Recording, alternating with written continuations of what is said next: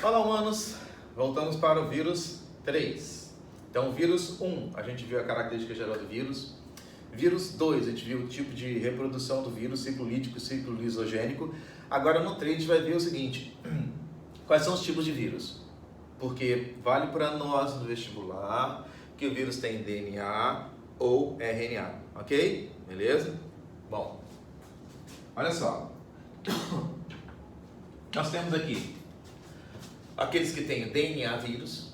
Então, quem tem DNA vírus é simples.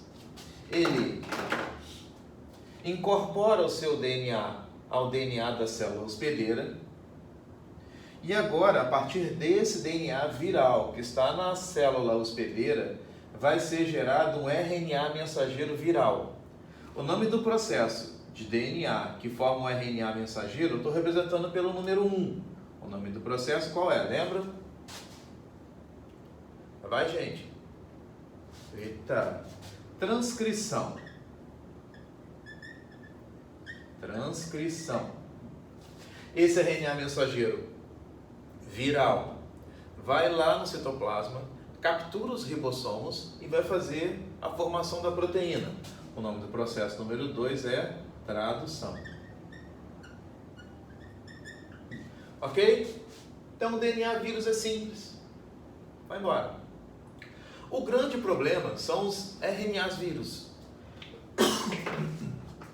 Pelo seguinte: primeiro, ele não vai incorporar o seu material genético na célula hospedeira.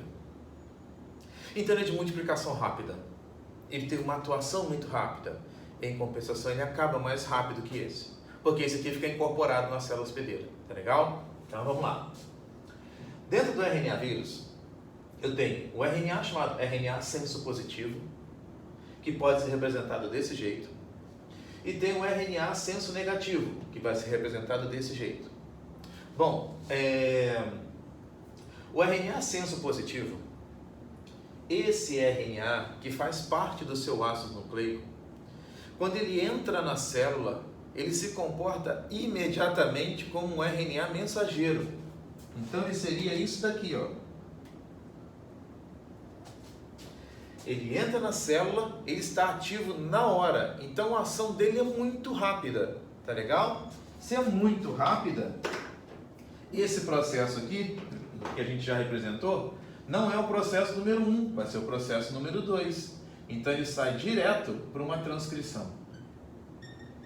Transcrição. Esse aqui que a síndrome respiratória aguda grave faz, a gripe faz. Então ele consegue sintetizar uma grande quantidade de proteína e se multiplicar muito rápido. Ele se multiplica muito rápido, ele parasita outras células muito rápido. Em compensação, a vida útil desses RNAs vai diminuindo ao longo do tempo. Então depois de um determinado tempo a doença acaba. Tá legal? Bom, então repetindo, RNA senso positivo, o RNA se comporta diretamente como RNA mensageiro, chama de fita positiva, é ativa. Tá legal? O RNA senso negativo, esse RNA, ele não funciona como um RNA mensageiro.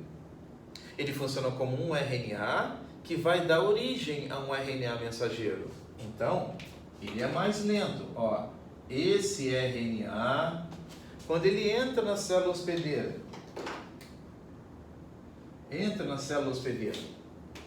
ele vai gerar um outro RNA que vai se comportar como um mensageiro. E agora, esse aqui, mensageiro, vai dar origem à proteína. Ok? Então aqui, eu posso colocar o número 2, mas aqui eu não posso. Isso aqui foi uma duplicação. Ele não entra no processo de transcrição nem tradução, é uma duplicação. Tá legal? Então esse aqui atua mais rápido, esse aqui leva um pouquinho mais de tempo para se manifestar. Tá legal? Então, senso positivo, senso negativo. Fechado? Bom, e temos os retrovírus. Os retrovírus, eles fazem o seguinte. AIDS está incluído. Ele tem um RNA, não é um RNA positivo, é um RNA que precisa dar origem a um DNA. Então, ó, ele vai dar origem a um DNA. Aí esse DNA vai sair daqui, citoplasma, vai entrar no núcleo da célula, vai incorporar o DNA do núcleo da célula hospedeira e aí sim vai gerar um RNA com comportamento de mensageiro que vai originar a proteína viral. Proteína viral. Ok? Então, olha só. Esse processo aqui a gente já conhece. Número 1 está aqui, transcrição. Esse aqui é o número 2. Número 2 está aqui, tradução. Só que esse daqui é o contrário do número 1. Porque no número 1, na transcrição, o DNA dá origem a um RNA. Aqui não, o RNA vai dar origem a um DNA. Então é uma transcrição ao contrário. Para isso tem que ter uma enzima específica. Essa enzima específica que vai atuar aqui é a transcriptase reversa. Transcriptase reversa. Legal?